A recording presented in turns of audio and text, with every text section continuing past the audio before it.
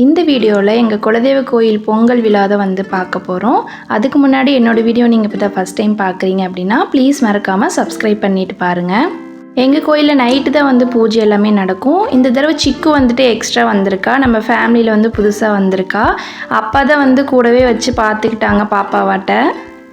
சிக்கு வந்து அப்பா கூட ரொம்பவே ஜெல்லு, அதனால் எங்களுக்கு ஒரு பிரச்சனை இல்லை. அப்பா வந்து நல்லா பார்த்துக்கிட்டாரு. அவளும் வந்து அமைதியாகவே இருந்துக்கிட்டா.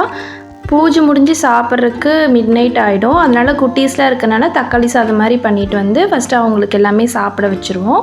வந்தது பொங்கல் வச்சுட்டு பூஜை வந்து ஒரு 11:30 மணிக்கு மேலே தான் ஆகும். ஏன்னா பூஜை முடிச்சுட்டு தான் வந்து கெடா வெட்டுறது, கோழி அறுக்கிறது எல்லாமே பண்ணுவாங்க.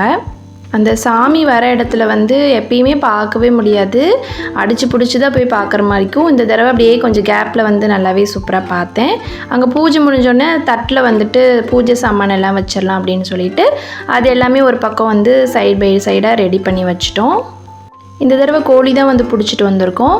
சாதம் வந்து வந்ததுமே வடித்து வச்சுட்டோம். சாதம் எல்லாமே வந்து குழம்புக்கு வீட்லேயே வந்து அரைச்சி எடுத்துகிட்டு வந்துட்டோம்.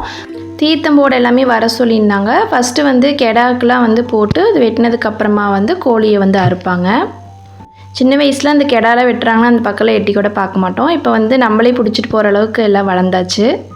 கோழிலாம் நல்லபடியாக அறுத்து அங்கேயே வந்து சமைச்சு நைட்டு சாப்பிட்றதுக்கு ஒரு 1:30 மணி மேலே ஆயிடுச்சு. அப்புறம் எல்லோரும் சாப்பிட்டு சாமி கும்பிட்டு சூப்பராக வந்து டே வந்து கம்ப்ளீட் பண்ணிட்டோம். வீடியோ பிடிச்சிருக்குன்னா லைக் பண்ணுங்கள், ஷேர் பண்ணுங்கள், கமெண்ட் பண்ணுங்கள்.